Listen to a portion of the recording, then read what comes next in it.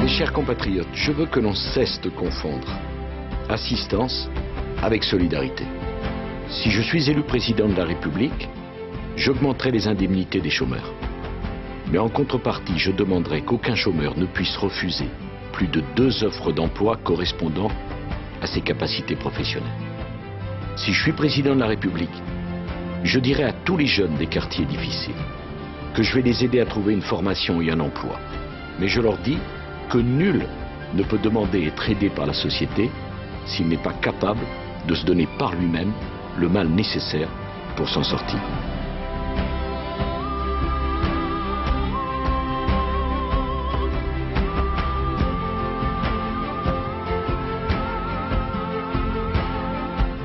Je sais le malaise des enseignants, qui sont dévoués, admirables de compétences et d'engagement.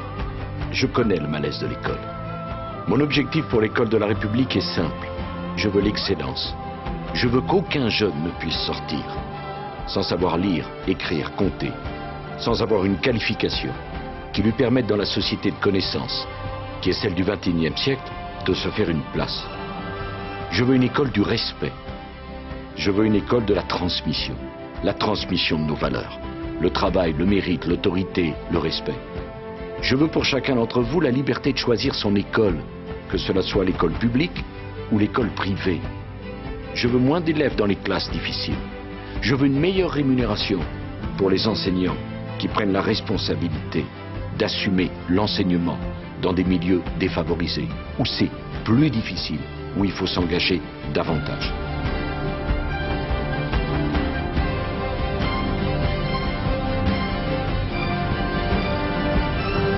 Je veux dire aux Français que je garantirai votre santé. Je garantirai la pérennité de vos retraites. Je garantirai l'assurance maladie. Mais je veux également dire que je vais lutter contre la fraude, contre le gaspillage public. Le personnel hospitalier mérite mieux que d'avoir été totalement désorganisé par les 35 heures qui ont mis la pagaille à l'hôpital plus encore que dans l'ensemble des autres services publics.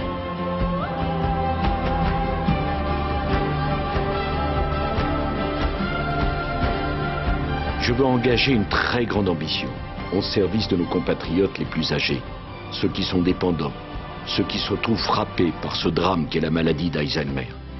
Je veux que chacun puisse se dire qu'il pourra terminer ses jours chez lui ou dans un établissement digne. Les cheveux blancs, c'est beaucoup d'expérience et beaucoup de sagesse.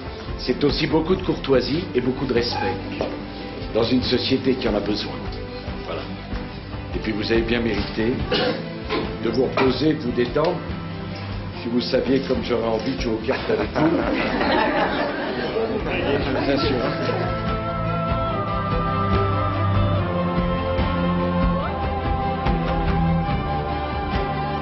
Je veux vous parler de vos retraites.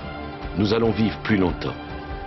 Si nous ne cotisons pas plus longtemps, il n'y a aucune chance que nous assurions le financement de nos retraites. Ceux qui vous proposent de revenir sur les lois Fillon sont ceux qui sont incapables de vous garantir la pérennité de vos régimes de retraite. Et en même temps, je sais qu'il y a beaucoup de petites retraites. Les artisans, les agriculteurs, les commerçants, 3 millions d'entre vous qui ont une retraite inférieure au minimum vieillesse. J'augmenterai de 25% vos retraites. Comment le financer? Eh bien, je ferai la réforme des régimes spéciaux. Mais je poserai également la question des pensions de réversion. Je pense à toutes les veuves qui n'ont jusqu'à présent que 54% de la retraite de leur mari défunt. Je veux porter un minimum de 60% cette pension de réversion.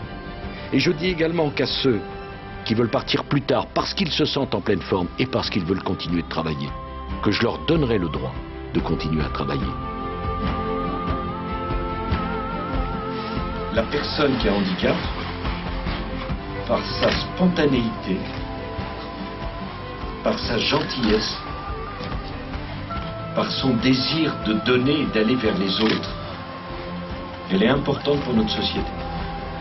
Le handicap, mes chers compatriotes, ça peut frapper tout le monde, à n'importe quel moment, dans n'importe quelle condition. Le handicap, c'est la maladie qui s'abat, ou c'est l'accident qui brise une vie en même temps qu'un corps.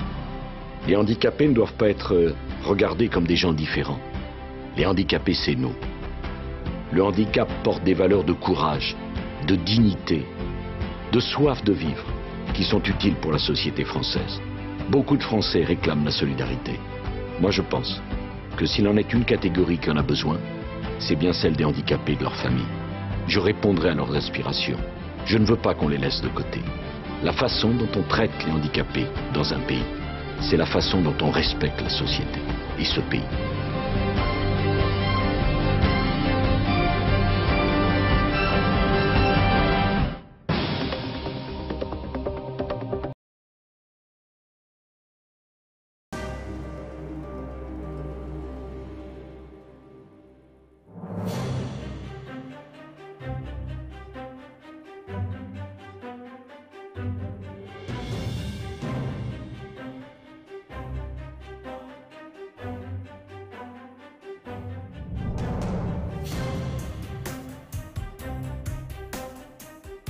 Mes chers compatriotes de métropole et d'outre-mer, la France est à un tournant de son histoire. Votre choix sera d'une grande importance. Je crois en la France, en son talent, en son génie, à sa capacité de surmonter les épreuves. Durant ces 4 dernières années où nous avons dû affronter des crises d'une violence inouïe, elle a souffert, mais elle a tenu. Elle a tenu parce que nous avons agi. L'immobilisme nous aurait conduit au désastre. Pour les 5 années qui viennent, ce sont les valeurs du travail, de l'effort et du mérite qui nous permettront d'être plus forts et de reprendre la maîtrise de notre destin.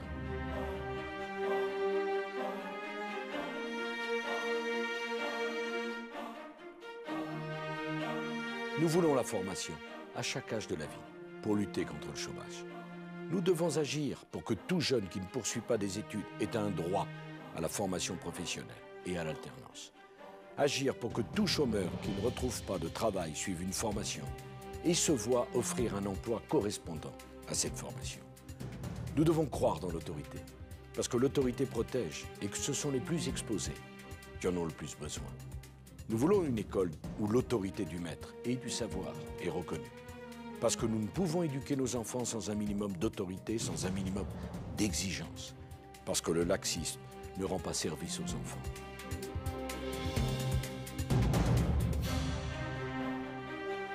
Nous devons agir pour que plus jamais un enfant ne sorte de l'école primaire sans maîtriser la lecture et l'écriture.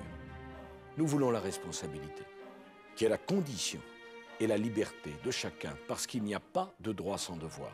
Parce que les droits et les devoirs, c'est la morale de la République. Nous devons croire à la solidarité et refuser l'assistanat. Celui qui travaille doit toujours gagner davantage que celui qui ne travaille pas. Nous devons agir pour que la République exige la connaissance du français et le respect de nos valeurs avant de pouvoir entrer sur le territoire. Agir en divisant par 2 le nombre d'étrangers que nous accueillerons dans les 5 années qui viennent. Agir pour obliger l'Europe à changer en exigeant qu'elle défende ses frontières, en luttant contre les délocalisations, en imposant la réciprocité dans les échanges commerciaux, en refusant d'ouvrir nos marchés tant que les autres ne l'auront pas fait, et en réservant nos marchés publics aux entreprises qui produisent en Europe. Agir comme nous l'avons fait pour sauver notre système de retraite. Agir pour réduire nos dépenses et nos déficits. Agir en adoptant une règle d'équilibre obligatoire pour nos comptes publics pour les 5 années qui viennent. Mes chers compatriotes, c'est en restant fidèles à nos valeurs, c'est en agissant que nous construirons une France forte, capable de protéger les Français et de leur rendre la maîtrise de leur destin.